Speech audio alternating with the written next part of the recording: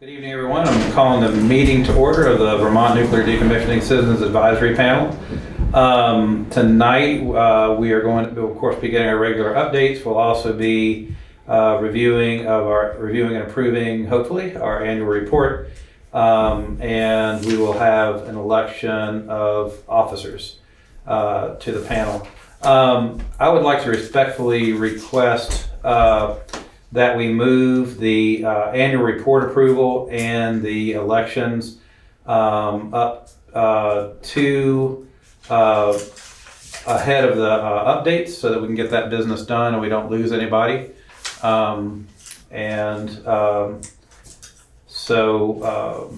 Is there any objection to that? I second your motion. Okay, thank you. I don't know if we need to vote on it or not.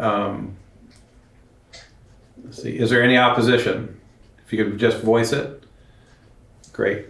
The other thing I'm going to ask, reports are people are already having trouble getting up their driveways and such. We're requested to have a physical location for the meeting. Ironically, none of the people who requested that are here physically at this meeting, but some of us are. So I'm going to ask that we really focus on what we need to discuss. We can, of course, have a full and robust conversation, but would like to be great to get the business done so that those of us who have to drive can still drive home safely and get back to our families. All right, going to do the panel roll call. Tony, can you lead that for us, please, sir? Certainly. Okay, so just going alphabetically, Todd Amato. Yes, I'm here. Okay, Chris Campany. Here. Okay, Tricia Capolino. Here. Okay, Corey Daniels. Here. Dave Eastman. Here. Bill Irwin. Here. Okay, checking to see if Bob Leach is on the line. Okay, and it looks like Bob is trying to call me right now. Okay, Brett Long, I know he's running late, but we'll check. Brett, are you here? Not yet. Mark McDonald. David Pearson. Here. Okay, Marvin Resnikoff. Yeah. Okay, and Laura Sibilia said she was unable to attend this evening. June Tierney. She's here. I am present and accounted for. Okay, and lastly, Alyssa Weinman. Here. Okay, Great, thank you. We have confirmation of a quorum. That's awesome. Can we get a motion to approve the September 23rd meeting minutes? And with a second, we'll discuss if there are any changes. I'll move that. Thank you. We have a second? Second it. Any discussion?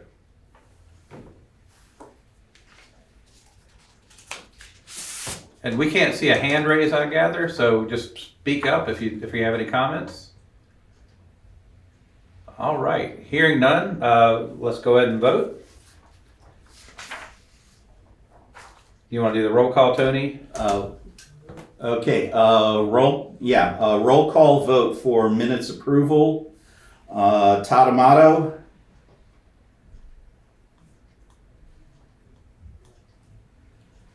Todd, did we lose Todd? Okay, I'm not sure what's happening there. Chris Campany. Aye. Trish Capolino. I'm going to abstain since I missed the meeting. Okay.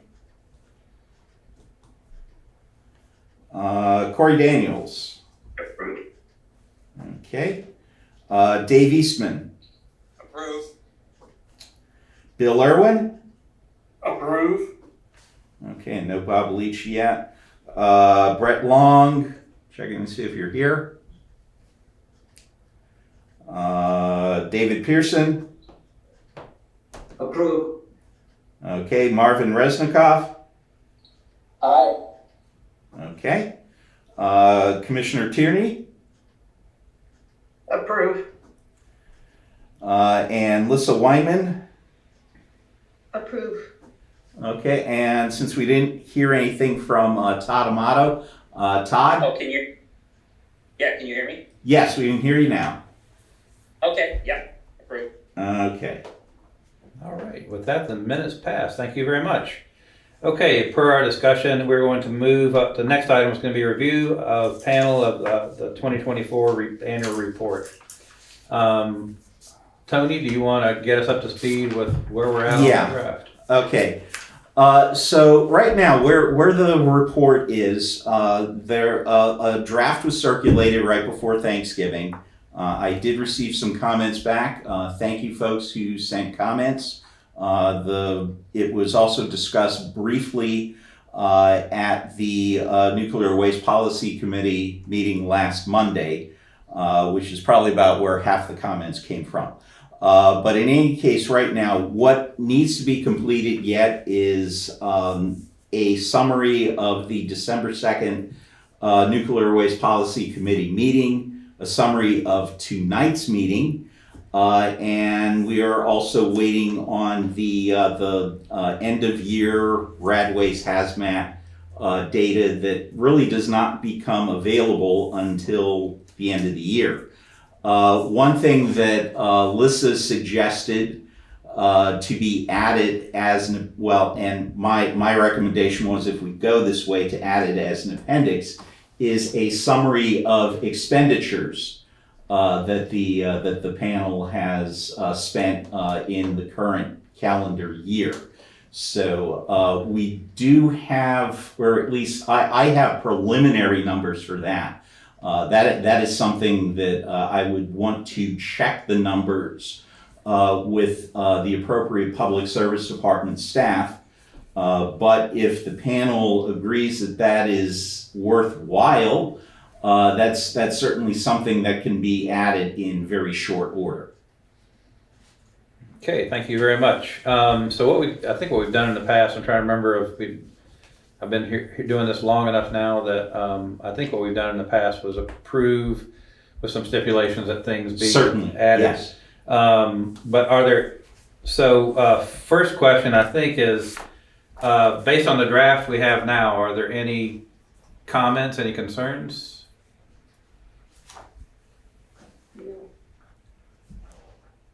Just feel free to speak up. I'm not hearing anything. I have a question. It's not really a concern, but links are used throughout the document pretty heavily. And I was wondering about, as these things get archived and down the road 3 or 4 years, if someone, are all those links going to still be good, or are we just fooling ourselves to have so much of the information in links?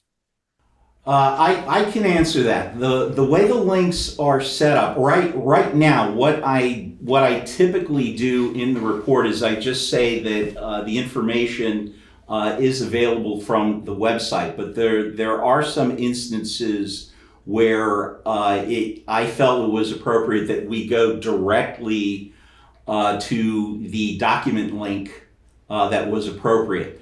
Those links will not change.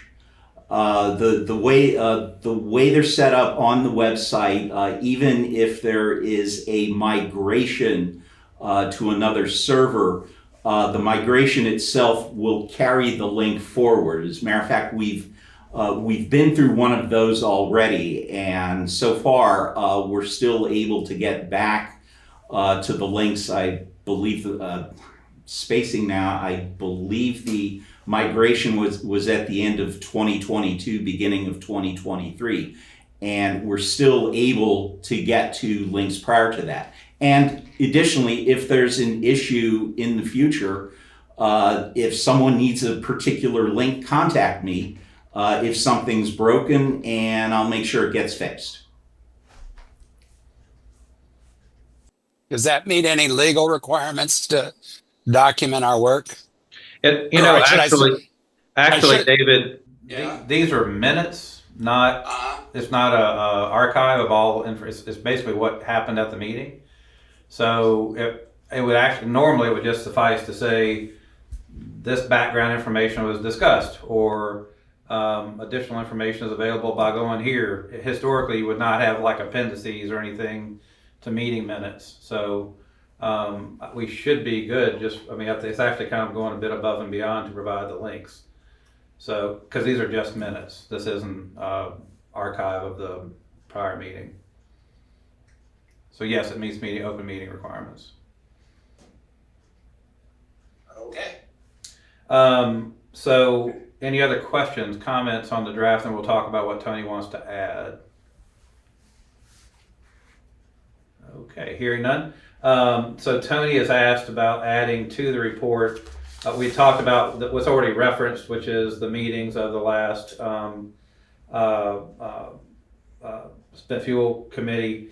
I know I got the name wrong. Nuclear Waste Policy. Nuclear Waste Policy Yeah. Committee. And then also the information from this meeting. Then Tony had asked about adding basically an expense summary. Is there any opposition to that? Not seeing any? You're not hearing any? Okay, can we get a motion then to approve the 2024 annual report, noting that we will be adding the information discussed by Tony? So move. Do you have a second? I second it. Thank you. All right. Any further discussion? Okay. Tony, I guess we need to do a roll call vote. Yeah, bear with me a second. I'm sorry, I missed who seconded that. Was that David? Okay. I'm sorry, David Pearson or Dave Eastman? Eastman? Okay. Didn't quite recognize the voice. My apologies. I think that's right. That's what I saw David. I think there were several at about the same time. Okay, okay. And that would I did explain say why I it, didn't but recognize some the other did voice. too. Okay, well, that being said, roll call vote to approve the 2024 annual report with accepting the changes that need to be factored in by the end of the year. So roll call, Todd Amato, my apologies. I approve. Okay. Aye. Chris Campany says aye already. Trish Coppolino. Yes. Corey Daniels. Yes. Dave Eastman. Approve. Bill Irwin. Approve, and thank you, Tony, for the hard work. Okay. Yeah, thank you very much. Okay. Bob Leach. Brett Long. Are you here yet? Not yet. Okay. David Pearson. Approve. Marvin Resnikoff. Approve. June Tierney. Approve. And Lissa Weinman. Approved. Okay, so that is unanimous approval. Guess what is that? A count of 10? Yeah, 10. Unanimous vote. Okay. Thank you very much. And thanks so much to Tony for drafting it. And thanks to everybody who gave him comments and for the discussion at the committee meeting. So very much appreciated. All right, now we're going to, as we discussed at the beginning of the meeting, we're going to go ahead and go forward with the election of panel office. The election of officers for 2025. And to paraphrase, I guess, a little bit, Lyndon B. Johnson, I am not seeking nomination. So if nominated, I am not seeking nomination, and if nominated, nor will I accept the nomination of this board. So hopefully we have some other people who are interested. So do we have nominations? I guess we'll start with, do we have nominations for chair? And I'll note that if we do not, it will default to the Commissioner of Public Service. May I interject? As some of you may be aware, I'm retiring at the end of the month. Oh no. So if we, thank you. Really, listen, you're glad I am, and I know I am. So if in fact this defaults to the Commissioner of the Public Service Department, it's not a tragedy, but there's unlikely to be a commissioner in office when I leave. So you may want to think about that 30 seconds before you all refuse to be nominated. Oh dear, Chris, really, will you not reconsider? No, ma'am. Okay. Darn.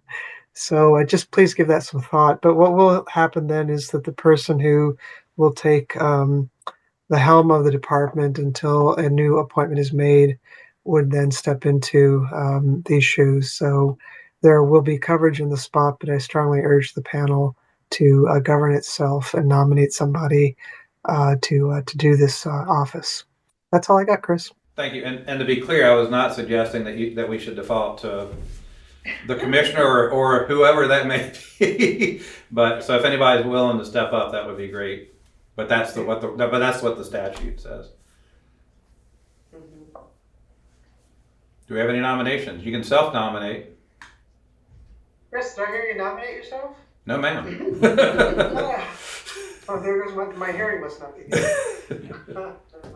If I can interject something, this is something that came up in the early days of the panel. Right now, the panel chair, the panel vice chair, the term is for 1 year.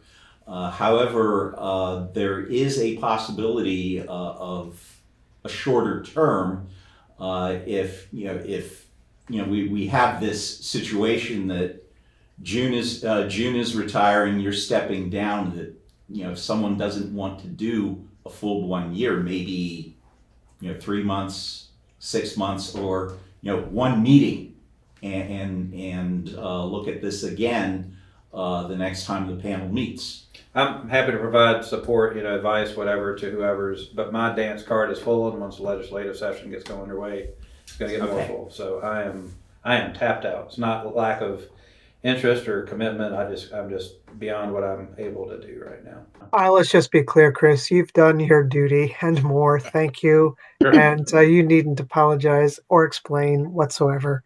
So thank you for your service. But if there's anybody who is hesitant to do this, take this on, and feel like you're just going to be on your own, don't worry. I mean, I'll absolutely commit to to helping out. I've helped out in the past as we've done these transitions. So I can attest to that. And just to add, there's a fair amount of legwork that I do. Yep, so, absolutely. So there's there would be some initial interaction with me just so the new chair is up to speed. But the nuts and bolts that falls to me most of the time. Yeah. Any nominations? We're going to go once, going twice, third time's a charm. All right. Well, we don't have a nomination for chair. How about for vice chair? Lisa, do you want to continue? Lisa? I'm happy to continue as vice chair, but doesn't that by default make me chair? No, by default, it's the Commissioner of Public Service. I'll nominate you, I'm Lisa. fine to continue as vice chair. I'm happy to nominate you if you're happy to serve. That's fine. I can fulfill this role. I cannot, however, take on chair. It's just too much for me, really, honestly. I'm tapped out also right now with many projects, so. No, appreciate all the service you've provided, including with the committee. So, do we have any other nominations for vice chair? Can I get a motion that nominations be closed? I'll move the motions be closed. Thank you, Or David. nominations be closed. Do we have a second? I second. Thank you. Any discussion? All right. Yes, I have something I'd like to say before we move on. I don't think people should be too concerned about the fact that we don't have an obvious person to step up right now. You have to let these things germinate sometimes. And this organization is maturing at a time when the mission of the organization is also, I think, evolving. So it's okay to sit with these things. It's just unfortunate that it's coming at a time when it's not unfortunate that I'm leaving office, but it's unfortunate that it's coming at a time when there's likely to be an opening or a vacuum, if you will, that the statute certainly provides for leadership in, but when you don't have a commissioner, you don't have a commissioner. So I would suggest that if we can't get this matter settled tonight, then it's okay to bring it back again to the next meeting and to take it up at that time. It's not like handicap goes poof and goes away just because the election wasn't held today. Absolutely. Lisa, I don't know, Lisa, whether you need a breathing room, but if you do, think about that. You don't have to do vice chair if you really are oversubscribed. This state has a fortunate and an unfortunate tradition of relying a great deal on private citizens to run its civic institutions, and we're all feeling that kind of strain. It's not surprising. Well, I think we have there's a few absences on the panel right now, aren't there? Oh, I think so. We barely have a quorum. Right. So maybe it's time to do a little more public outreach. I do know there are several people who've expressed interest in the past and have been sort of daunted by the requirements of being named or, Yeah. those. So, I mean, we could put a little effort into it over the next couple of months to see if we might have others who would like to step in, even their legislators potentially. I know, for instance, the person who took Sarah Coffey's seat, Zon Estes, and I just had a conversation today. And I said, there's a lot to learn about what's happening at Vermont Yankees. Like, I'm very eager to be learning. So maybe he's a legislative person that can come in. So I think Mark McDonald, frankly, I don't think he's attended any meetings in the years that I've been here. So I just wonder about the whole composition of the panel and whether some outreach is needed. So maybe we could take that up in the months to come. Great. So in the interest of beating more of the snow, I'm going to move us along if that's okay. So all those in favor, let's do a roll call vote. Tony, if you can do that for us. Okay, so this will be a roll call vote For vice chair. for vice chair. The nominee is Lissa Weinman.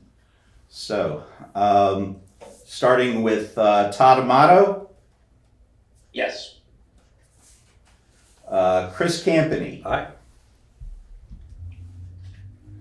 Trish Coppolino, Yes. Corey Daniels. Yes. Okay, Dave Eastman. Yes, with much appreciation, Alyssa. Thanks. Okay, Bill Irwin. Yes. Okay, I'm checking. I know Bob Leach has been trying to join. Bob, are you here? And have you heard what's been going on? Not yet. It looks like Brett Long has joined. Brett, I don't know how much of that discussion you heard, but we're nominating or voting on Lissa Weinman as vice chair of the panel. Sounds good. I did get that part, and I vote yes. Okay, thank you. David Pearson, Yes.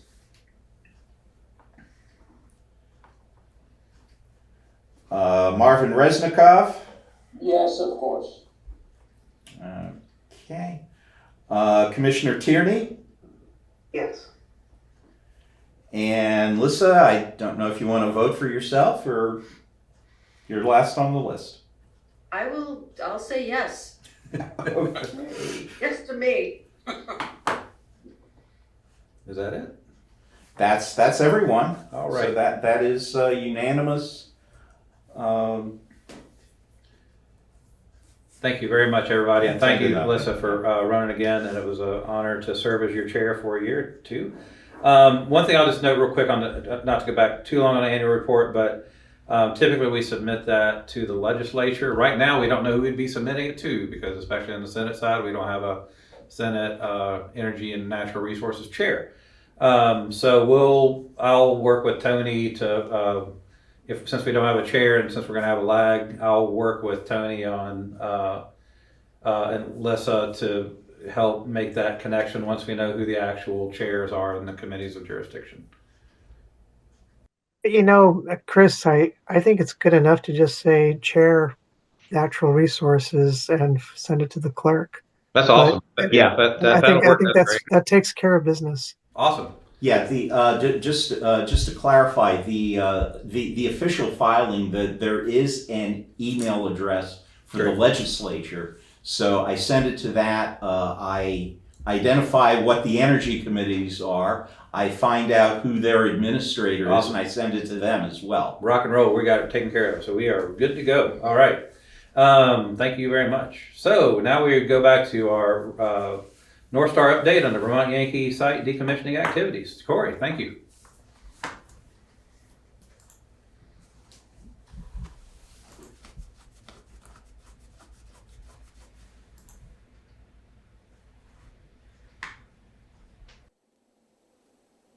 All right, good evening, everyone, and appreciate everybody's efforts on this as well. And Chris, your leadership, thank you.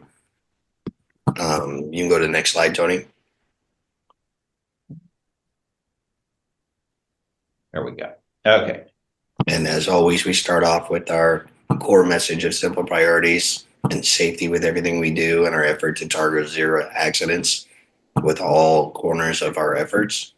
Next slide, please. And these are all updated pictures. This schedule macro stays the same, but even that photo that you just saw of a person in a basket there above the reactor, the old reactor cavity area, the bioshield, if you noticed how much cleaned out everything was there, it demonstrates the progress of the work in the reactor building, which is the last major structure standing. This has not changed. This is the macro of the schedule. We remain on track in all areas to complete the decommissioning well ahead of the 2030 target. Next slide, please. Again, removal of structural steel, just showing we're still using the overhead crane in the reactor building, pulling material up out of the drywall area, the containment compartment, and staging it on the refill floor so it can be packaged and then lowered down and sent away for shipment by rail. Next slide, please. And another shot demonstrating some of that effort. It's hard to put scale to the size of some of these pieces of pipe and equipment coming out. It's mostly actually all the pipe is gone at this point. It's just structural steel. There was a large amount of what we call shootout steel. It's really compressible metal around the edge in case the reactor ever did have an accident, so it could pretty much smash up against the sides of the containment wall without breaking anything. And those pieces were all cut and pulled out. And this just shows some folks up on one of the platforms managing that work as those pieces of equipment are coming out. And you can see how big those pieces are relative to the size of that personnel basket on the right-hand side. Next slide.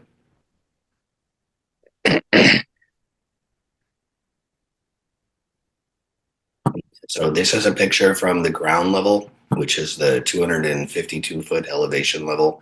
So basically the main floor of the reactor building, looking through the equipment hatch into that drywall space. And as you can see, it's effectively empty of all components on all piping. And of course, one of our workers is prepped and staged in a ready state, like a coiled spring, to do his next job. And then have a photo of him. But you get to see at least the protective equipment that he's wearing right before he goes to work. Kind of a nice photo of that area. But more importantly, you can see how empty it is. And this is kind of a theme throughout my relatively short slide deck. The reactor building's pretty close to empty, and it's being prepped for open air demolition, which means we're really decontaminating and removing every bit of loose surface contamination or even embedded contamination that we can to make everything almost pre-releasable, to make it very safe and low risk for us to do the physical demolition of the entire structure. And we're getting pretty close.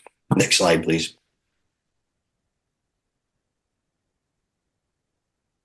So this is the very basement of the drywall area. It's not a space where people really ever went. All the control rod drive mechanisms and the cabling all hung underneath of there, and it was wet and fairly contaminated.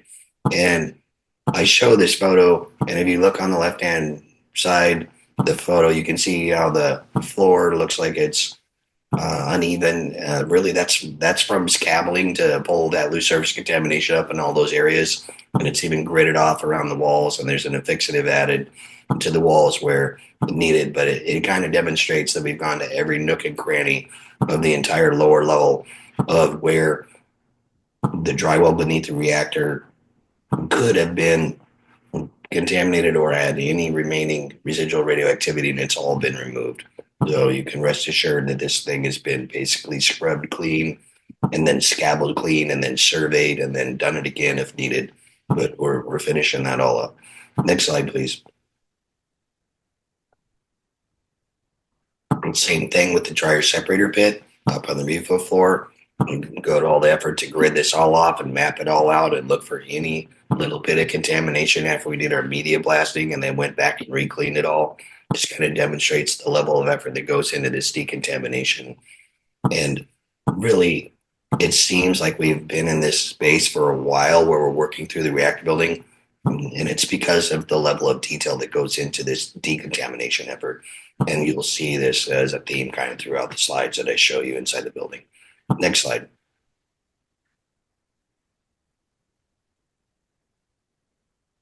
So same thing.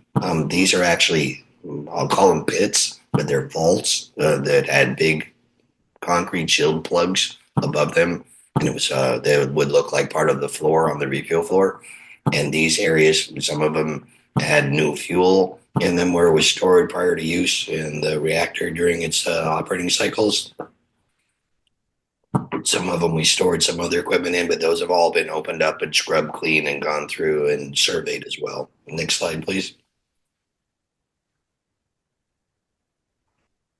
So these are just a couple of shots showing folks in the spaces on the different floor levels of the reactor building performing those same activities, floor to ceiling, every wall, every corner, every nook and cranny.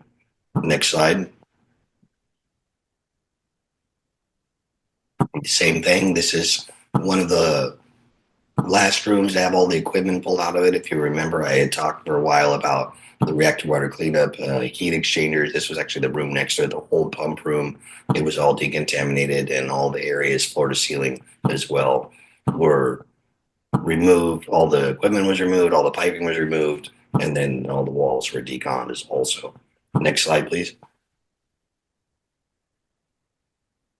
And again, just another example of a very empty room that used to have equipment in it. The pedestals, you can kind of see the outlines of where pumps and components were, and then maybe even some of the drains or the pipes that went through the walls or floor. And again, they've been scabbled out and cleaned and fully decontaminated. And these sections are basically ready for us to demolish the whole structure. Once these rooms are all done, we pretty much kind of plastic them off, and they're staged and set to go, and nobody goes in there until it's time to knock the building out. Next slide, please.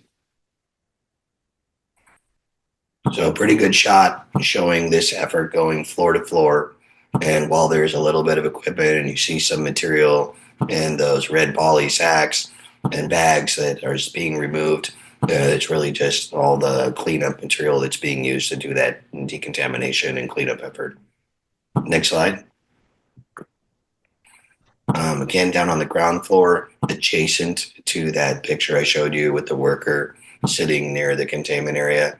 This room is off to the side of that, and our exhaust temporary ventilation takes a draft basically on what we call the steam tunnel that connects to the containment area through lines and openings into the containment. And while we're doing the cutting of all the carbon steel pipes and equipment that come out of there, we're drafting pretty hard on that space, mostly for personnel comfort, but to keep the air changed out and the building more free of smoke than it would be if we weren't using this, and much cleaner. Next slide, please.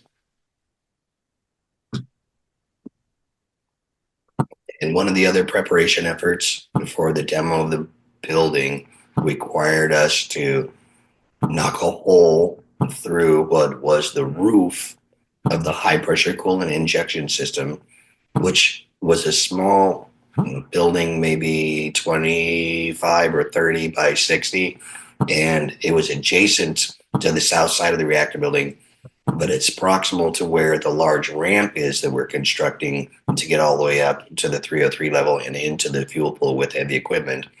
And our structural engineering staff had determined the most appropriate and safest measure would be to go ahead and open this up, fill it in, so we didn't compress and potentially cause any cave-ins with that roof structure. And then we'll just empty it back out later when we're all done to do the final status survey when we're finished. So we basically, on the left-hand side, you can see an excavator arm there. We knocked holes in the roof. The right-hand side, you can see the rebar.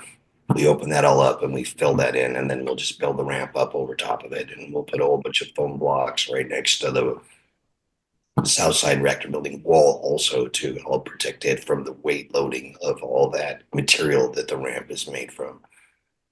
Next slide, please.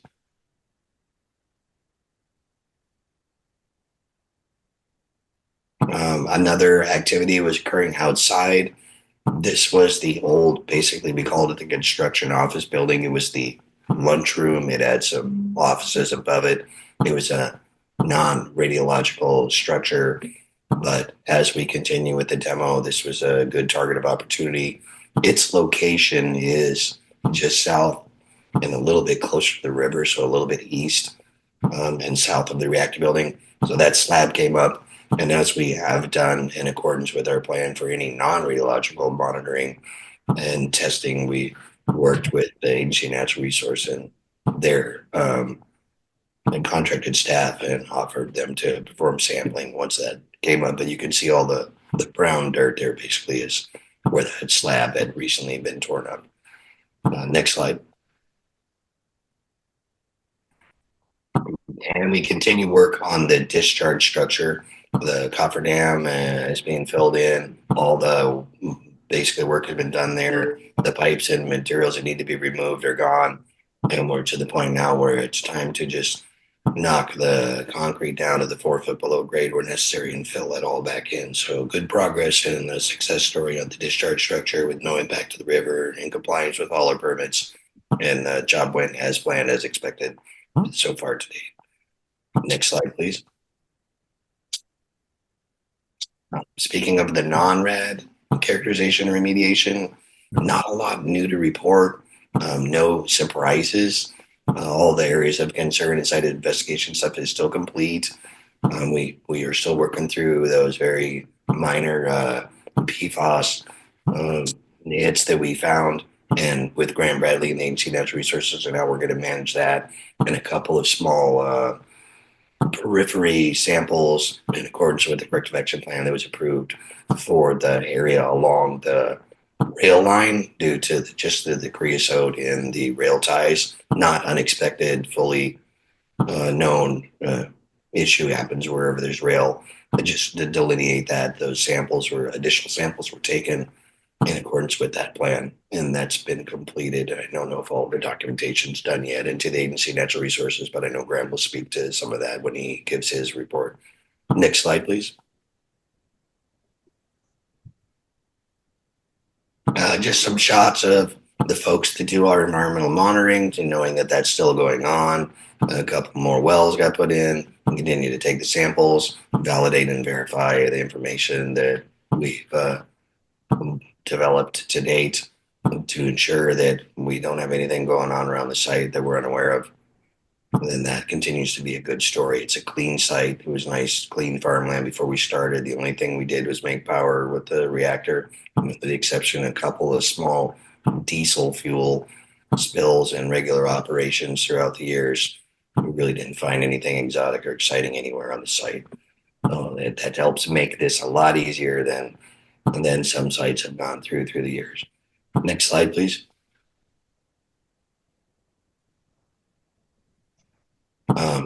Shipping materials.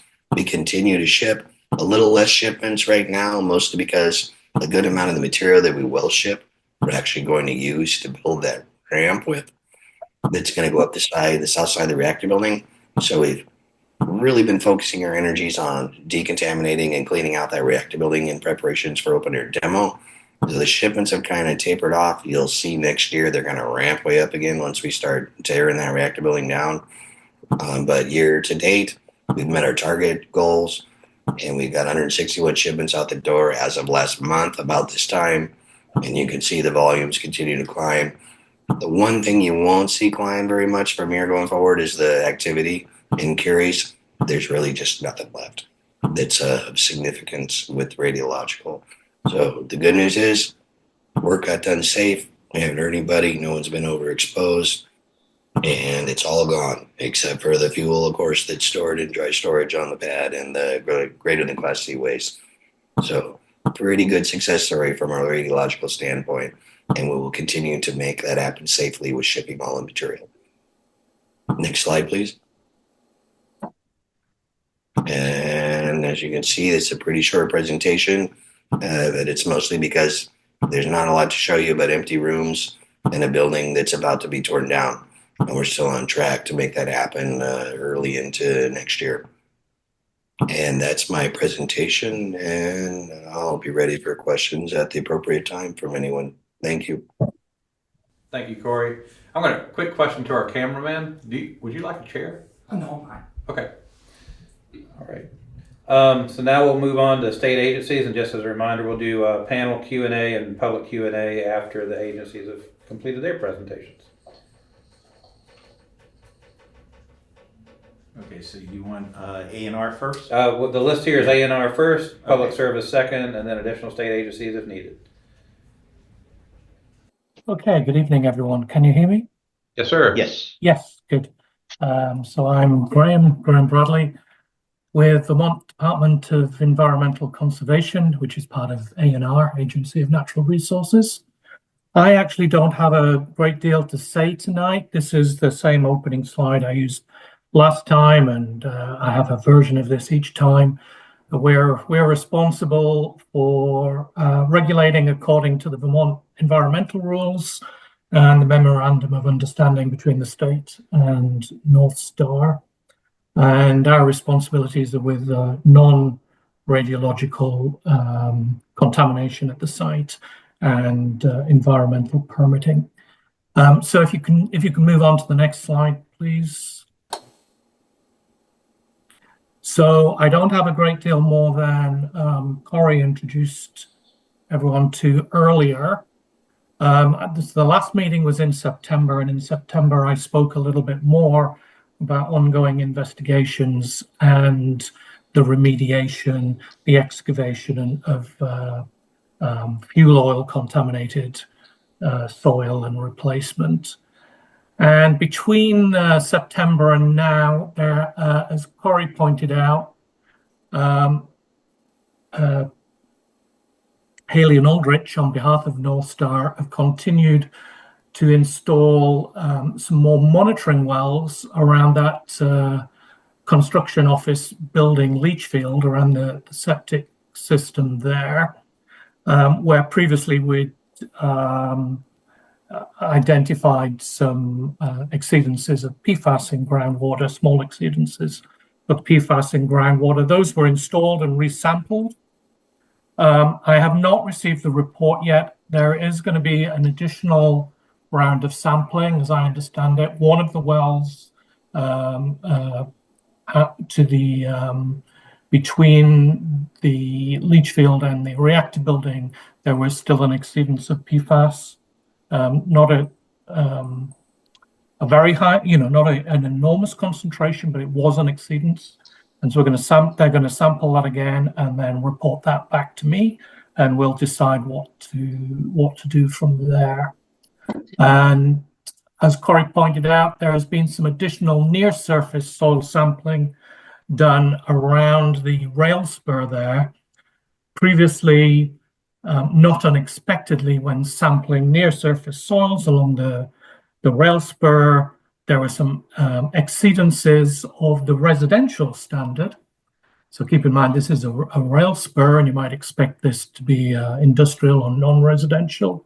So it's not a surprise that there was some small exceedances of the residential standard along that rail spur of metals and polycyclic aromatic hydrocarbons. associated with oil, chemicals associated with oils. And so there's been some additional sampling there to delineate that, to make sure that we know that that remains within an area of the rail spur. And that report, I understand, is currently in progress. So hopefully at our next meeting, I will have had a chance to review that and we'll be able to report back on that. And finally, there's an area around the former South Warehouse that was known as Area of Concern number 3, where it was known in the near surface soils also had some exceedances of the residential standard, not necessarily industrial, but the residential standard. And there is a plan. We're going to modify the existing corrective action plan and move forward with a plan to excavate those near surface soils, dispose of those offsite, and replace those in order to meet residential standards across the site. And that is in planning. I'm waiting for an update of that corrective action plan before that goes ahead. And then, as far as I'm aware, my sort of sister departments in DC are continuing with their routine regulation of the drinking water well on site and the stormwater permit requirements on site. So that is all I have for today. Thank you. All right, public service, you're up next. Hello, I'm Caroline Daniels with the Department of Public Service, and in this presentation, I'll be providing an overview of the department's role and an update on the current funding to complete decommissioning, as well as confirming the project's progress to date. So Tony, you can go to the next slide, please. Thank you. As an overview, also with us on the call is Nick Kapik and Mark Muir, two of the department's financial and technical consultants for the review of this decommissioning project. But so as an overview of the department, of the department's role, the department is charged with the ongoing review of NorthStar's financial performance and technical progress throughout the decommissioning process under the 2018 Memorandum of Understanding that was approved by the Public Utilities Commission. For the financial review, the department consultants monitor the financial performance of the project, review NorthStar's accounting to ensure that costs are properly recorded, assess the financial health of NorthStar, and assess the viability of its MOU financial assurances to fund the decommissioning site restoration work. For the technical review, the department's consultants confirmed that the work NorthStar has performed is reasonable and consistent with the withdrawals from the SRT and the NDT, the Site Restoration Trust and the Nuclear Decommissioning Trust, and evaluate the project for issues that could interfere with its successful completion. The department's activities include reviewing monthly and annual reporting from NorthStar, such as decommissioning progress reports, updated project schedules, pay item disbursements, and earned value reporting. The department receives notice 30 days in advance of intended disbursements from the Site Restoration Trust for any work performed, and also monitors the monthly disbursements from the Nuclear Decommissioning Trust. The department conducts monthly meetings with NorthStar to follow up on information requests stemming from those monthly and annual submissions, as well as monthly meetings with A&R to discuss and review project progress. And the department's consultants conduct regular site visits every few months to verify the project's progress, which NorthStar describes in its status reports. Further, the department posts all of the information that can be made public, including the NDT and SRT balances, the disbursement summaries, and the annual public reporting on the Vermont Yankee decommissioning page of the department's website. Next slide, please. This slide contains a list of disbursements from the Nuclear Decommissioning Trust and Site Restoration Trust since the last meeting in September.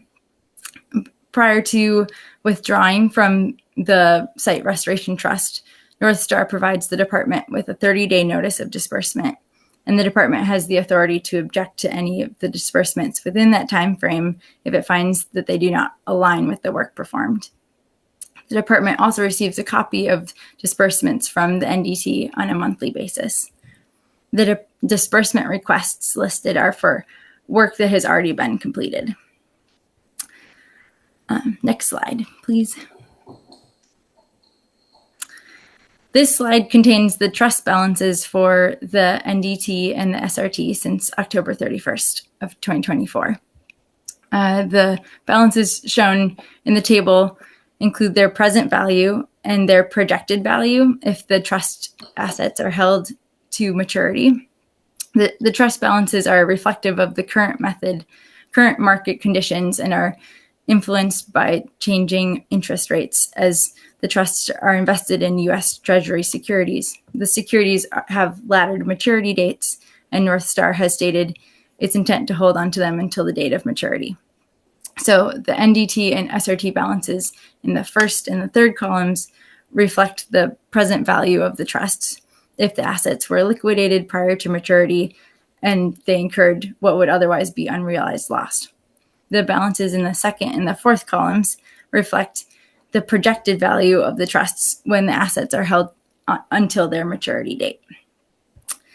The summaries below the table are specific to each type of work activity, with license termination activities totaling $536.2 million, including pre-closing costs. As of October 31st, 2024, $462.3 million have been earned, leaving $73.9 million remaining to complete the license termination work. The Nuclear Decommissioning Trust assets total $69 million as of October 31st. The spent fuel management costs total $290.9 million. NorthStar has earned $34.7 million as of October 31st, leaving $256.2 million to manage spent fuel until all fuel is removed from the site. NorthStar anticipates collecting an additional $276.5 million from the Department of Energy for spent fuel management costs.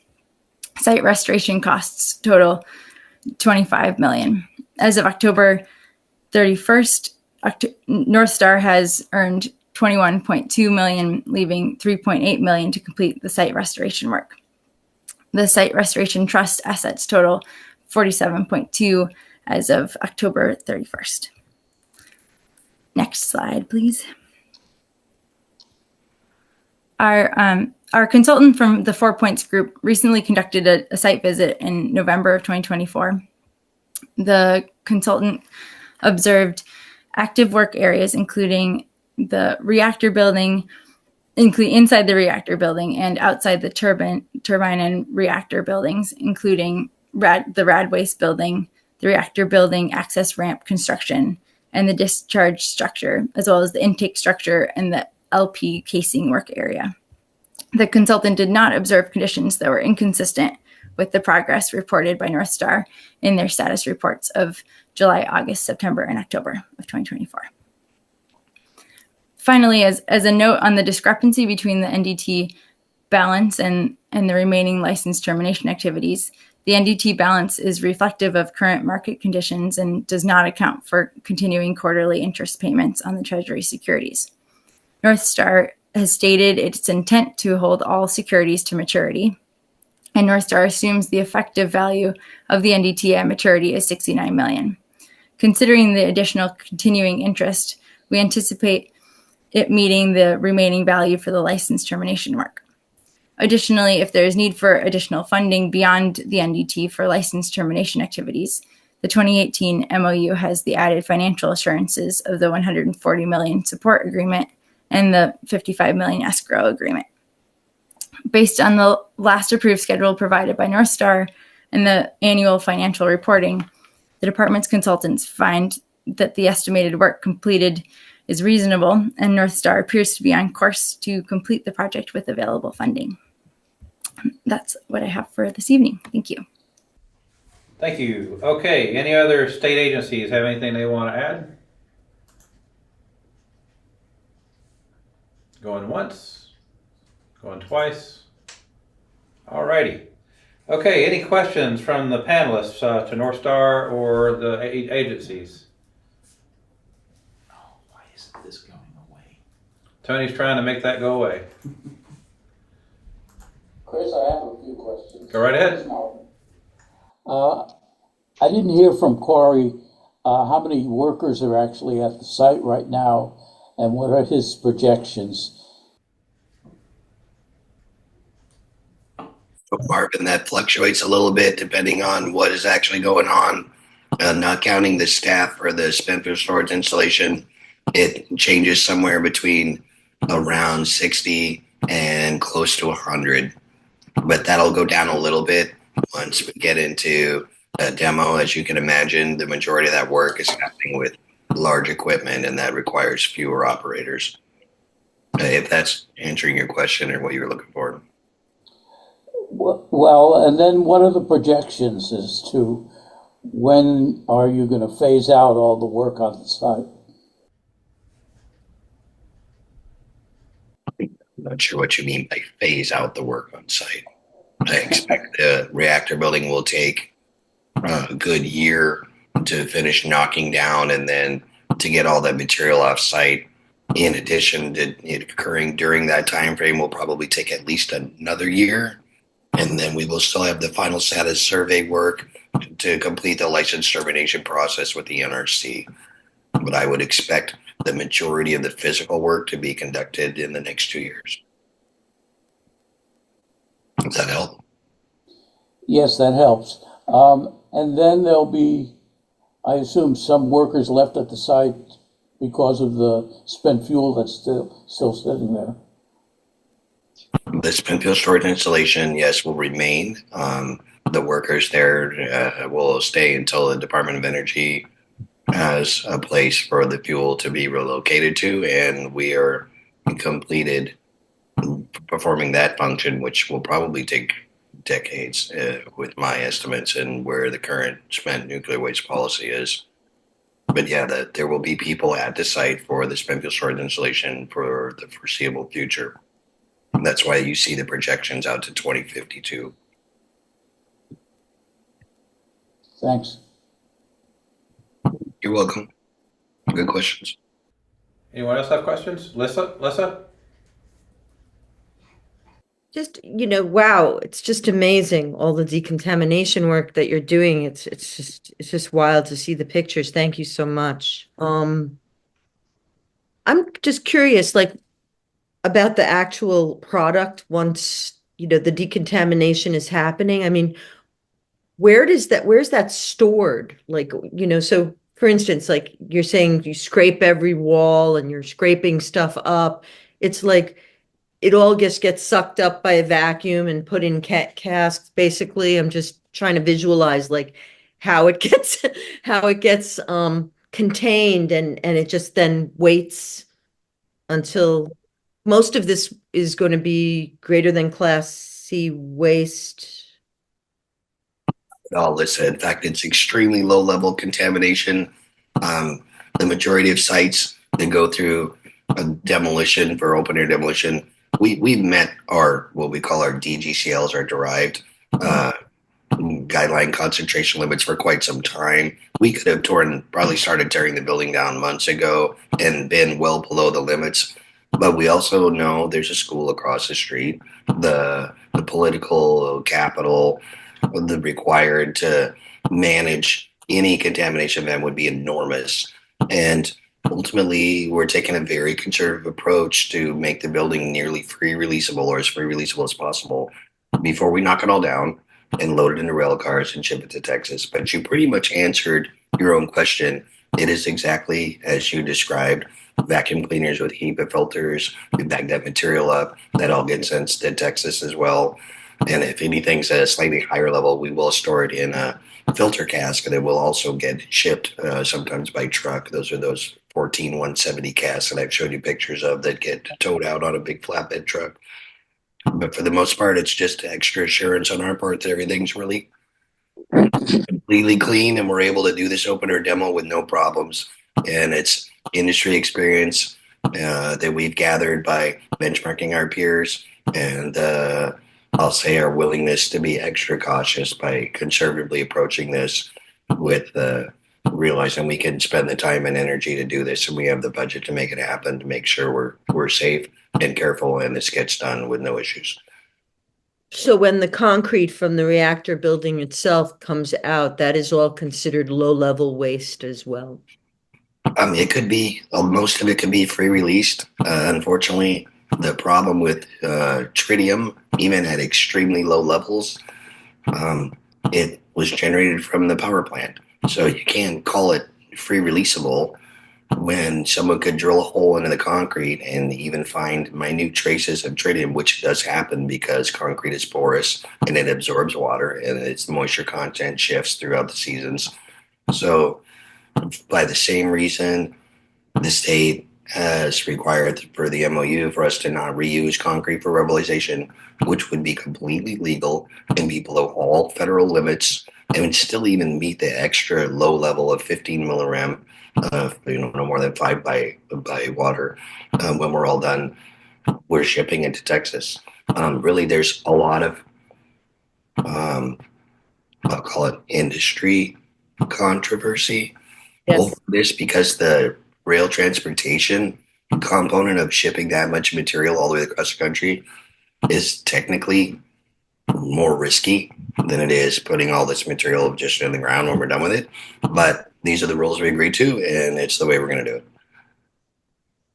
And just one more question just regarding it seems to me from looking at other sites and other decommissioning sites and what other plants have found during decommissioning that the Vermont Yankee site has been, extraordinarily clean and I'm just curious from your perspective, because you've been at the plant for so long.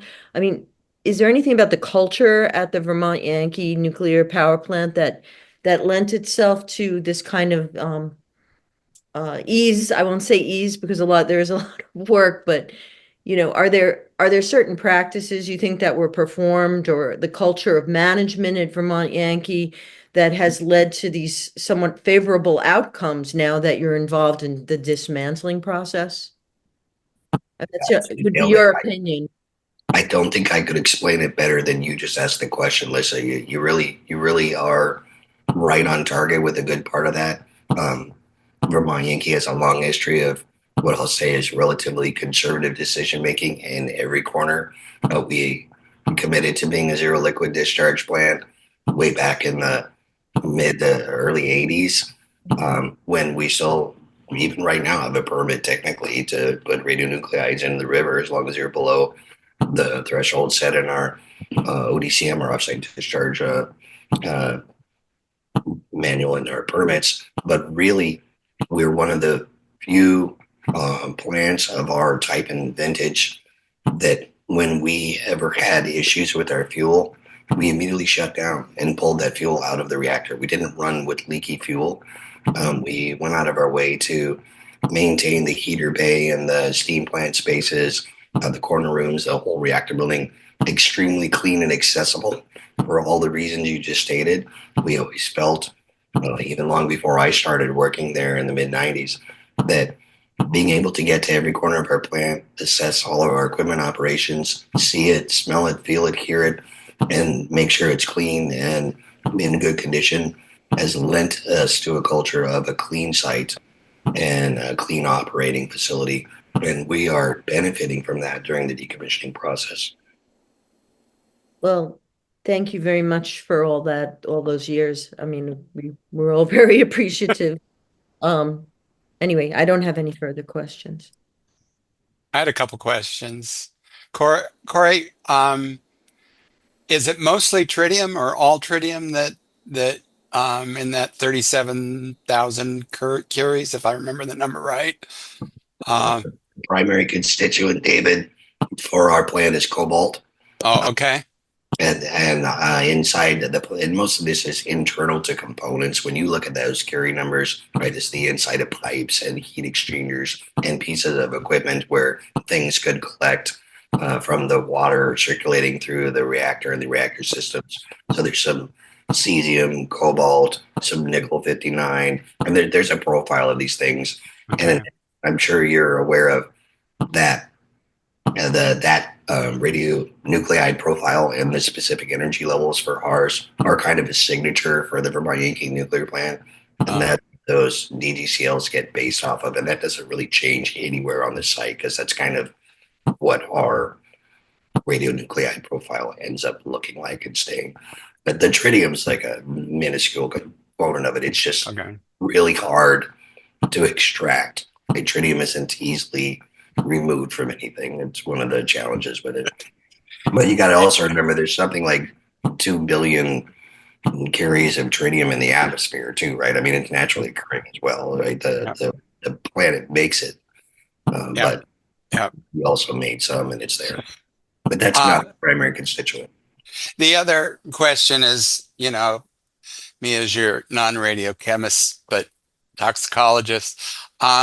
So I would presume that one of the biggest hazards going forward, and I'm sure you're taking steps to mitigate it, is going to be the silica dust that's going to produce when you start knocking down the buildings and have been producing as you've knocked down other buildings.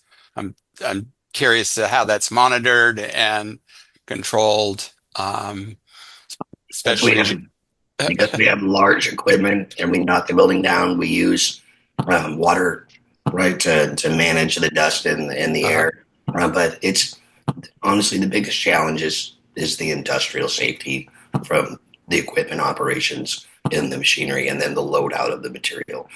Those things that you're describing are not that challenging to manage from that standpoint. Are they monitored, you know, like at the border or something? I mean, the fence. We generally monitor all that at point of activity for our workers primarily. And if it's not above any of the PELs or permissible activity or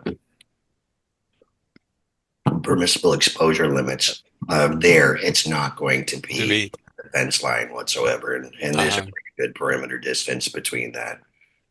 But yes, that is monitored, and we are careful to not allow that to impact our operations. I think David is asking about air concentration, you know, particulates in the air, and whether you monitor that as well. I'm sure you do. He asked about silicon dust, actually, Marvin, but we do monitor radionuclide particulate and air concentrations at our point of discharge to the reactor building. We're technically at a point where we don't have to run ventilation in the building anymore, but because we continue to keep a negative pressure on the building and run everything through filters, we monitor that regularly. And I guess I go back to my earlier explanation that we're out of significant radionuclides that even exist with all the components and piping gone.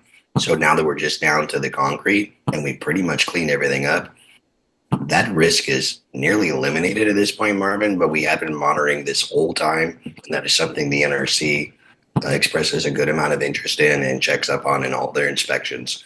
And we've really had no issues with that. And we're doing more than is required now just for the reasons we're discussing and everybody's concerned about.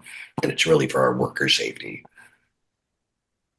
You mentioned the school right next door to the building. I do think it's important to point out that the silica dust and the particulate matter does contain tritium, maybe at low levels, but we should always keep in mind that children are much more susceptible to radionuclide radiation than adults. So I'm sure you're doing everything you can to limit that amount of dust and planning also your demolition activities, hopefully around times when the school might not even be in session.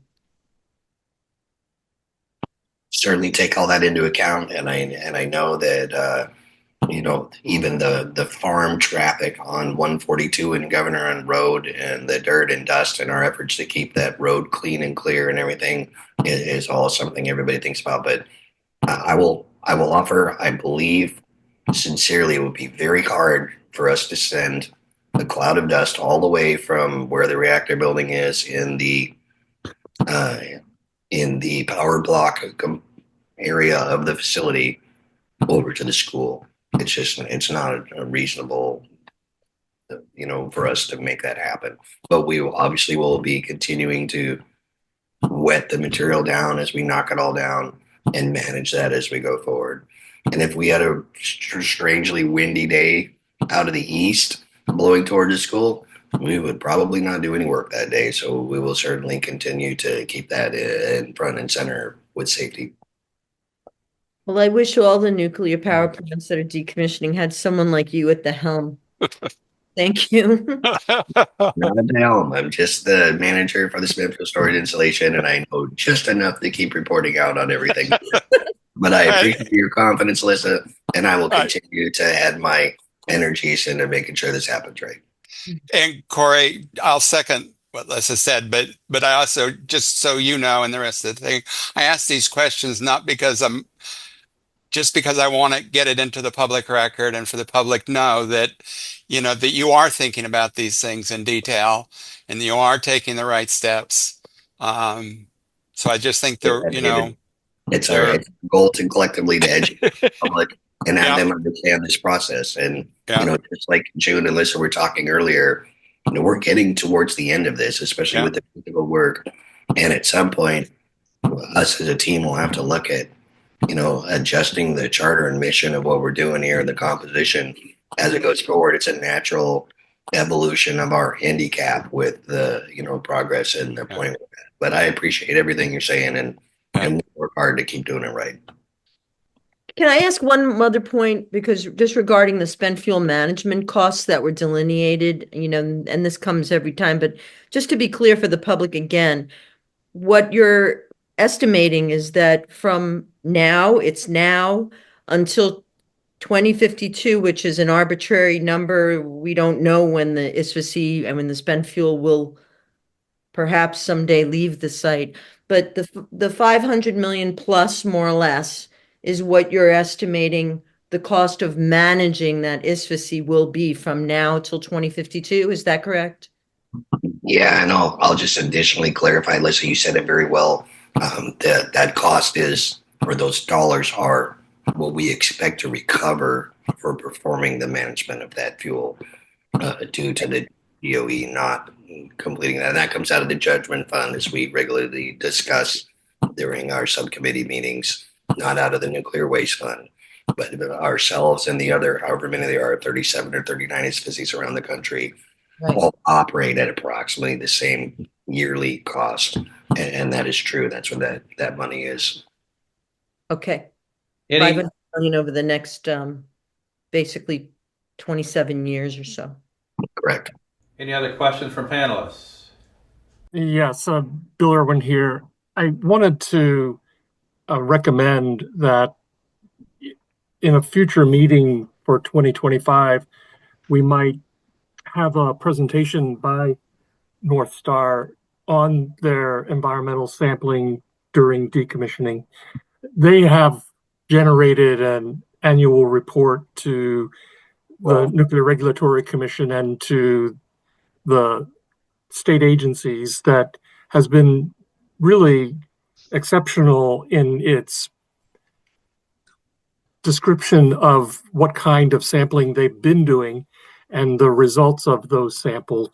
And we haven't had an opportunity to really look at that over the course of these 5 or 6 years of decommissioning. This would be a good time to do it. And then a second topic that I would suggest would be useful for the coming year would be to discuss what the plans are for radiological and non-radiological monitoring after the decommissioning is completed. Obviously, we have had extensive discussions within the state with NorthStar and before that Entergy on how the decommissioning would be conducted. And we've been operating on that basis of a memorandum of understanding. We're entering a new phase now where we're looking at a unrestricted release of the site if the final status survey proves that they meet the guidelines of the Nuclear Regulatory Commission and of the Health Department. And I think it would be very useful for us to understand what that monitoring will look like, because it has occurred at Connecticut Yankee, Maine Yankee, Yankee Row, and it would be useful for us to have an understanding of that as we enter these last 2 years of decommissioning.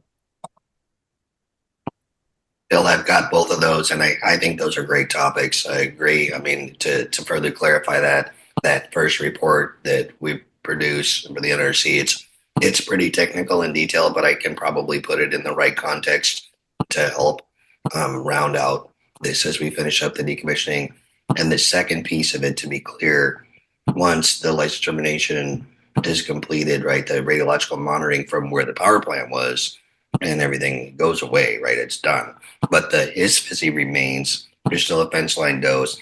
And that's the piece I think Bill is alluding to, that people should understand that there is still an element of radiological potential for exposure and the monitoring that happens with respect to the site boundary and how we control the area around it in accordance with the NRC's regulations. And I can certainly talk to both of those things. So thanks, Bill. You're welcome. Thank you. All right. If there's no more questions from the panelists, we will turn it over. I have just one more question, Chris. I want to get to the finance part of this. I know that the person who discussed this said there are sufficient funds available for the completion of the project. And I'm curious as to how exactly they do that analysis. In other words, do they actually look at all the tests that have to be done, the workers that have to, the amount of train loads that have to leave the site? Do they do all that minute oversight of what's happening, or do they just accept the numbers that are given by NorthStar?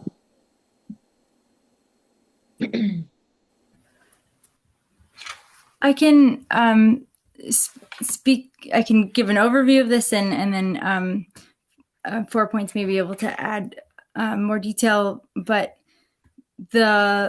we do rely on the information that is provided by NorthStar, but that's very much the consultants do a lot to verify that information through their own through the site visits and through contact with NorthStar, and as for the specifics of what goes into each of the analysis, I can either get back to you or if the 4 points, if they're able to speak to that.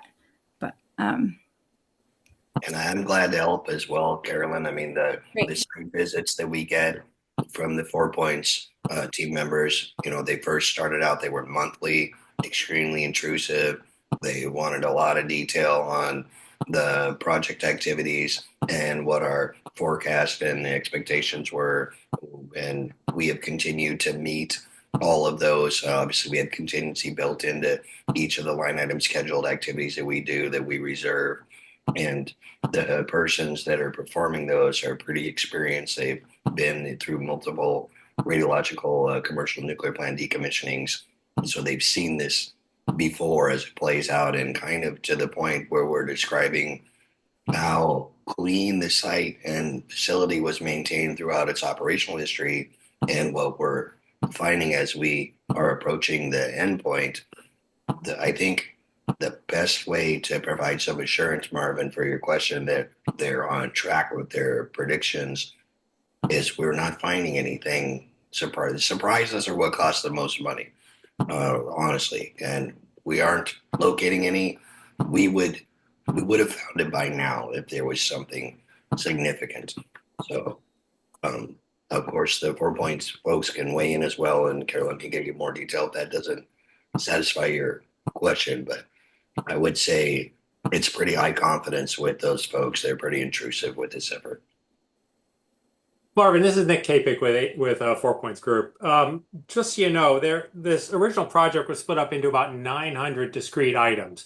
We have, over the last 8 or 10 years, looked at every one of those 900 items and the cost that NorthStar has estimated. Each line item is essentially a fixed price recovery for that scope of work. So NorthStar cannot recover more than what the line item is valued at, regardless of what it costs. We monitor the progress of each of those line items. We monitor NorthStar's actual costs. And because of that, we are confident they get to the end within the available funding, because it's essentially a fixed price contract. Okay, any further questions? One thing I just want to add real quick, I think, and Corey, correct me if I'm wrong, but I think a lot of what's happened, or just kind of the state in which we find ourselves, is also probably a tribute to Steve Skibniowski, who was a long-serving worker at the plant, oversaw environmental matters there, was a panelist, was our chair for a time, was a Wyndham Regional Commissioner, of course, upstanding member of the Vernon community, but just I think I don't know. I was telling a relatively new staff member today just kind of the history of VY, and just noted about, it just occurred to me to think that, wow, what Steve may not necessarily recognize as a testament to the work that he did, but it seems like it's a fitting testament just how smoothly things have gone. Very fair and appropriate, Chris. I could probably come up with a pen and paper over a little bit of time, 50 names of people. Yeah. Who claim similar or the same level of integrity and energy putting into running that plant right all those years and making sure everything happened the way it was supposed to. But Steve was definitely a champion of doing it right. All right, now we'll go to the public.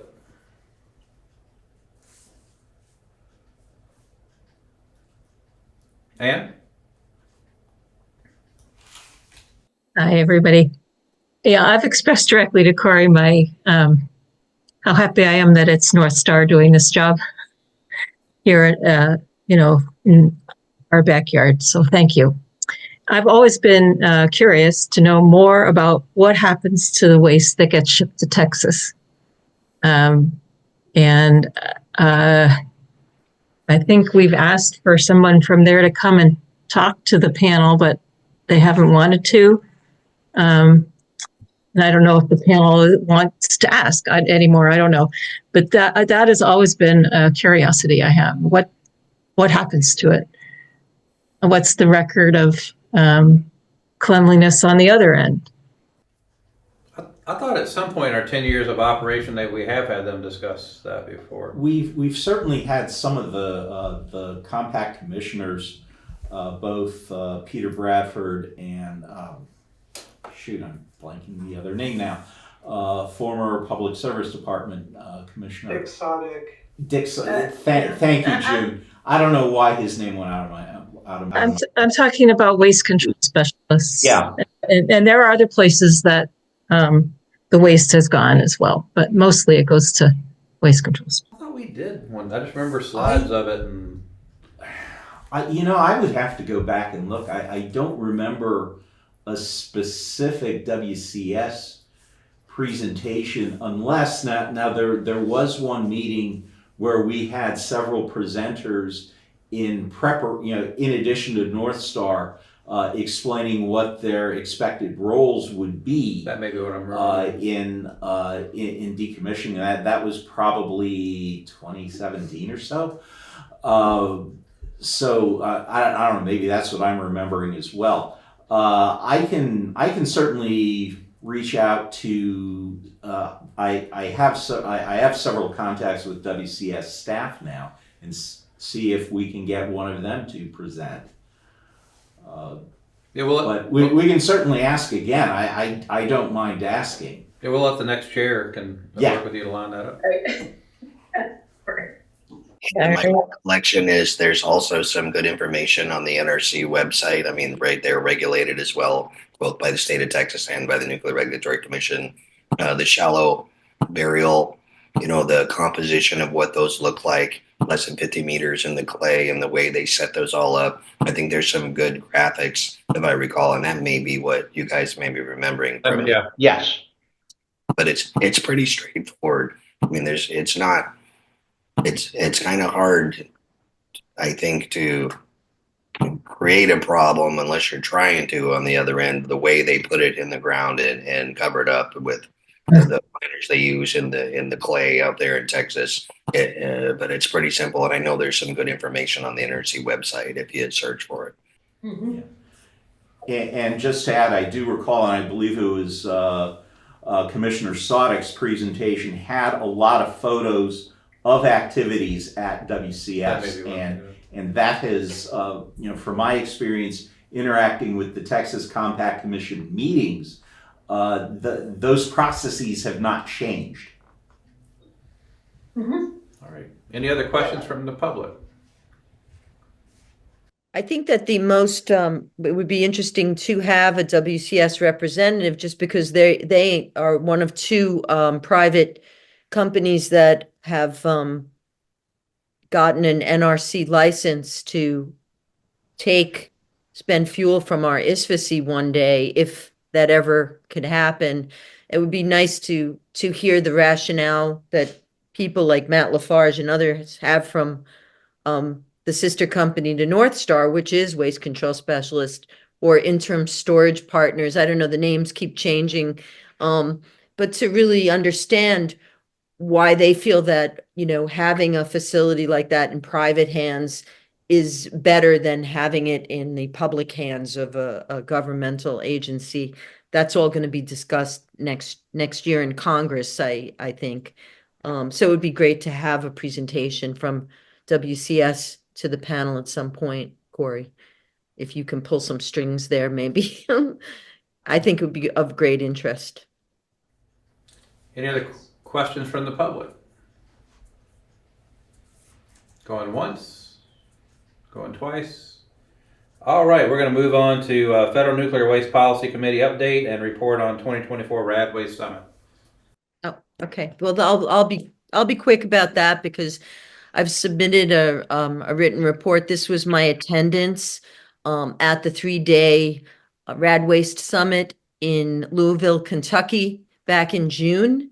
I attended the summit on behalf of ENDCAP. I think it might have been the first time a member of the panel went for an educational activity like that. And it really was educational for me. There was not a lot of emphasis ultimately on decommissioning necessarily, but it was certainly a very educating process to meet the different DOE people and the different small businesses that are responsible for carrying out decommissioning, not just for civilian reactors, but around the country at defense waste sites. I think that was my biggest takeaway from the meeting, was that while we have our civilian waste, the country itself is also grappling with cleanup of the many sites at the different national labs and all across the country, at Hanford in Washington, a site that is almost as big as the state of Delaware,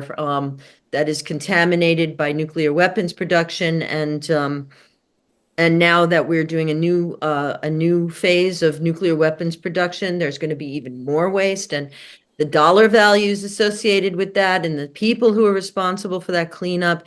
It just helped me very much to see the Vermont Yankee and our ISFSI is part of a much, much broader and more difficult, vexing national problem regarding the cost of cleanup and exactly where some of this waste is going to go in the long term. So I got to meet a lot of Department of Energy people and learn a lot about that.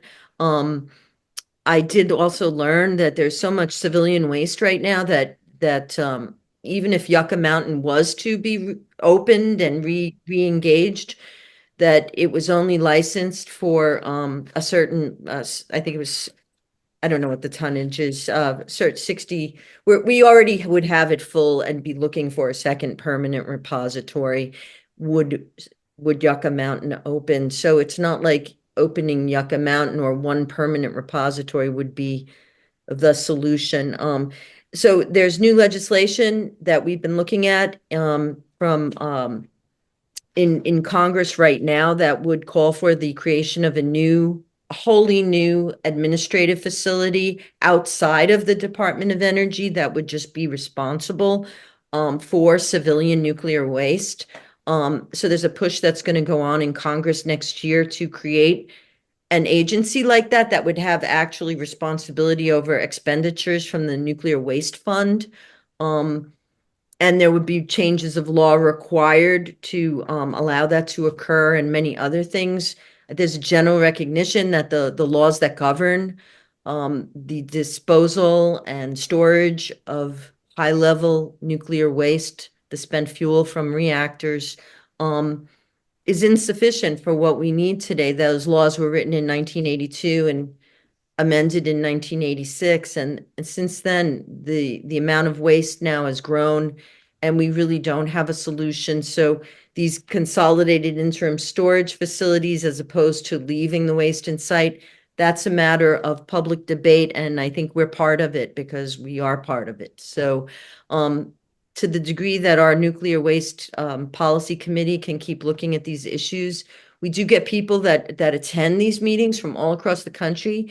And I think things like Bill Irwin's suggestion that there be a presentation about the radiological monitoring that NorthStar has very diligently compiled and how it all works is not only of interest to us here, but nationally to other reactors that are being decommissioned or will one day be decommissioned. This is the kind of sort of brain trust that we are creating every day for these situations that will be recurring in the future. So I feel really good that VY is sort of on the leading edge of that, not just with our nuclear waste policy inquiries that we do quarterly, which again are monitored by many people nationally, but also because of the kind of work that NorthStar is doing, kind of creating the best practices for this kind of work. The United States has 1/4 of the world's nuclear waste, while other reactors are being planned, and Canada has now apparently chosen a site for its permanent disposal. We have yet to do so. And really, there are no functioning high-level waste repositories in the world yet.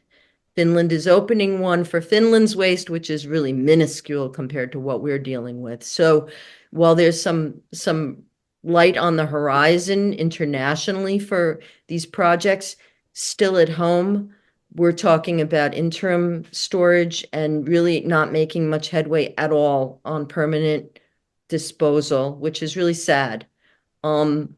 So I think we need to continue to advocate and fight for that. I think maybe there are some advisory opinions that will be in the works for next year as the Congress looks at these issues more deeply, with more urgency as the push for more new nuclear comes in. So I think it's an important job that we're doing on the committee. And I thank committee members for continuing and for the panel allowing us to continue the inquiry. So I also believe that attending events like this with other reactor communities, exchanging information, educating ourselves is important. I don't think it can be done online. I think it's just dedicating oneself for days to the topic is really an important education. It doesn't happen otherwise, I think, when you're online. It forces you to reckon with the issue in a way that you don't have to if you're just performing or attending online.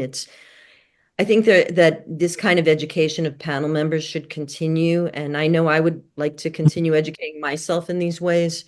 So I appreciate the panel's support for going to this conference and learning the things. I have included all the conference materials are available.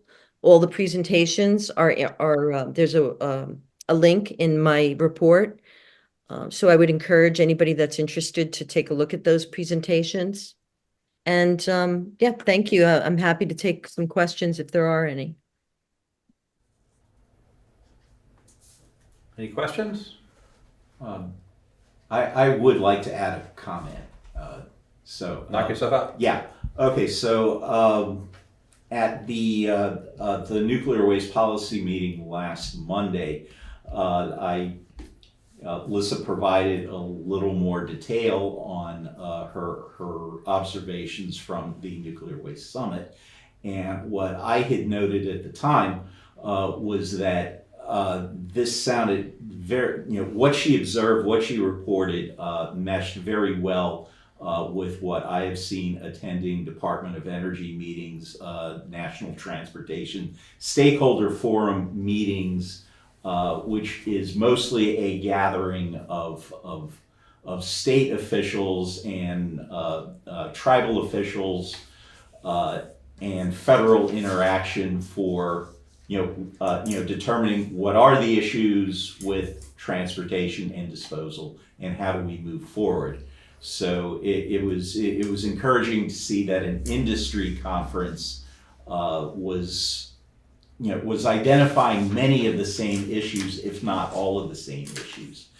And one other point, Lissa, you had asked me privately if I had some idea roughly how much of the spent nuclear fuel high-level waste at Vermont Yankee, what percentage did that make up of the overall waste picture?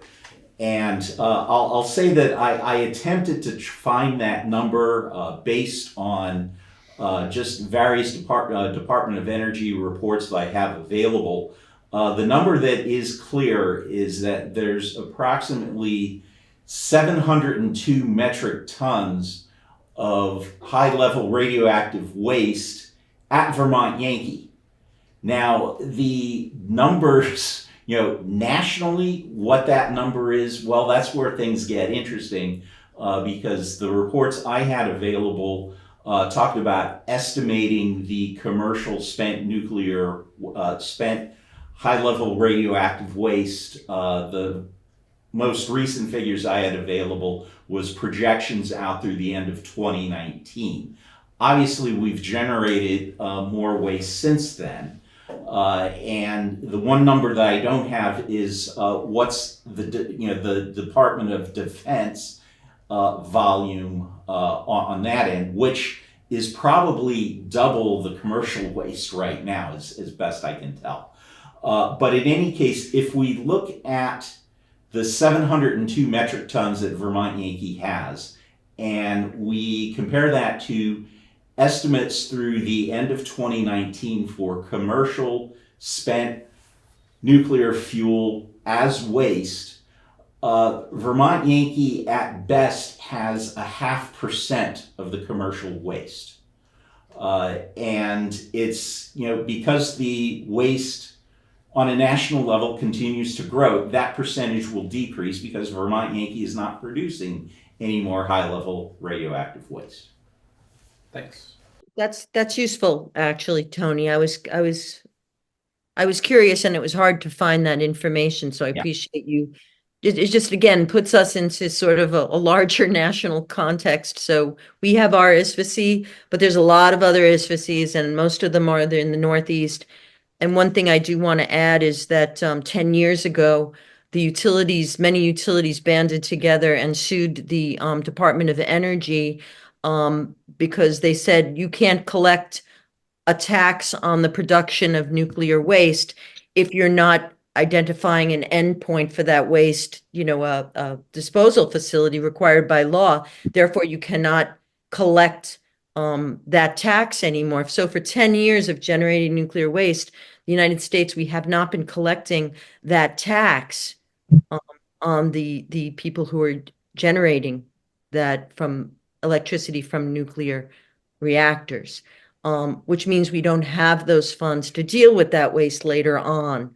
And I think that's really something that needs to be taken up again with the DOE. And really simply, it's because there is no end disposal identified. If there was, they would still be collecting the tax and we would have more billions of dollars in the coffers to eventually deal with it.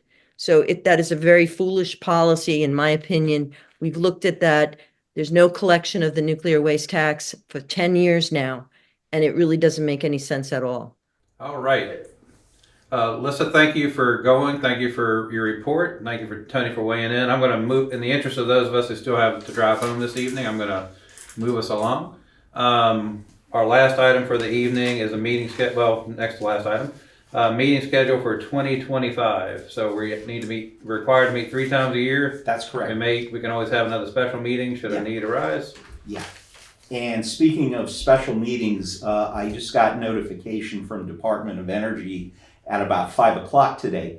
The Vermont Yankee de-inventory report, which I've discussed a little bit with you and with the Nuclear Waste Policy Committee, was just published this afternoon. So Department of Energy would like to make a presentation on that. I had suggested the idea of a special meeting strictly for that report sometime early next year.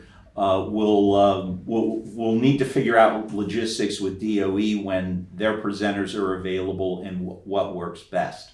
My thought would be that rather than that being an official meeting, maybe we call it a workshop or something like that, that any panelists who are available can join, but maybe not discuss any other business other than that report at that particular time. I think that's a good approach, and that makes the morning and everything a lot easier. So, okay. All right, and so then we usually have a meeting. I think it was in May when we get all the reports. Yeah. Bear with me a second. I made some notes for myself on timing here, and they've shuffled around. Well, yeah, as a recommendation, we basically go with the similar dates, taking into account when they fall in 2025. Yeah. Shoot, what did I do with that? Could I interject a little question? Sure. Yes, go ahead, Bob. When you're talking about that meeting, could we make sure that's one of the meetings of the 3 that we have to have next year? Well, we were just discussing. We were talking about making a workshop, which should be optional for panelists to attend or not. Bob? Now, since we're only having 3 meetings, it's practical. I'd like to say, make that an official meeting. You're the chairman. It's your choice. Actually, it's going to be another chairman. My time is done, so we'll let the new chairman figure that out. Well, in any case, yeah, we this past year we met May 13th, September 23rd, and this evening December 9th. So basically, a Monday in mid-May, a Monday in late September, and then the second Monday in December is when the panel has met the past several years. If we want to continue with that, and then somewhere in there, add the meeting for Department of Energy, probably late January, early February timeframe. Yeah, my recommendation would be we basically go with the same, whatever dates however that shifts to 2025. We would be talking May 12th, September 22nd, and December 8th. Does that make sense to folks? All right.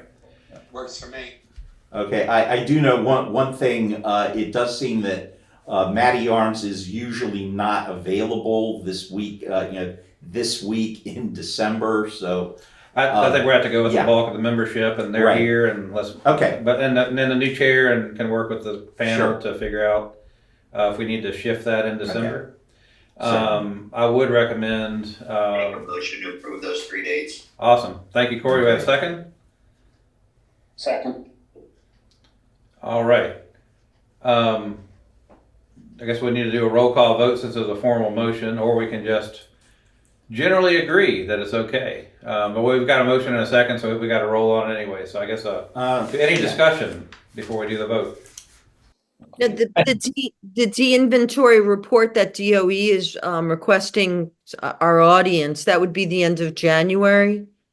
Well, we'll need to work out logistics when the presenters are available. I just know as of today, the report is public. And the other thing I'll just note is I wouldn't fret too much over when it happens, because we're about to have a change of administrations and who knows what they're going to be allowed to do and when and all that good stuff. So I would just say, let's figure out what works once we know what their timing is and what they're going to be allowed to do. So, all right, we have a motion. Let's go ahead and do a roll call vote on the proposed meeting dates for 2025. Tony's taking notes. Okay, so roll call. Todd Amato. Yes, aye. Okay, Chris. Aye. Trish Coppolino. Yes. Corey Daniels. Yes. David Eastman. Yay. Bill Irwin. Yes. Bob Leach. Yes. Brett Long. Yes. Okay, and Senator McDonald is not here. David Pearson. Yes. Marvin Resnikoff. Yes. Commissioner Tierney. Abstain. Okay. Congratulations. I should have seen that coming. And lastly, Alyssa Wyman. Yes. Okay. So that is unanimous with one understandable abstention. And meeting dates are set as described. Early May, late September, and then December 8th of next year. Great. Thank you, everybody. Hey, Chris. Yeah. I just put a little input. Maybe it's you can carry it on to the next chairman. That is one of the people that thought they would want to meet in person. With as few people as actually meet in person, I think it's sort of superfluous. And it if it's not required by the state, it kind of misses the point if there's only a small fraction of us there. Yeah. Duly noted. So it's one of the people that requested it. I'm withdrawing the request. Duly noted. Thank you, David. Okay, general public comments to the panel.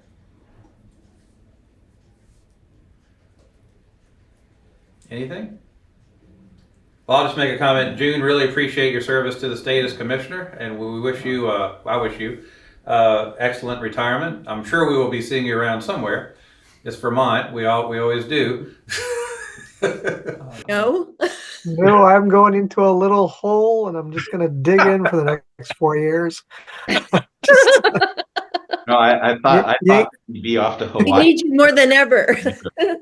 Nope, you guys got what you're getting. Somehow I was expecting to see you on the Public Utility Commission, but anyway, okay. No. We never Pleasure did to serve discuss with you. minutes from Thank the you last so much meeting. for your service. Oh, it's my pleasure. We approved Listen, minutes from last meeting. My guitars and Yep, my you took a cats roll and call my vote. lilies want my Okay, attention. wow, I forgot It's that. fun.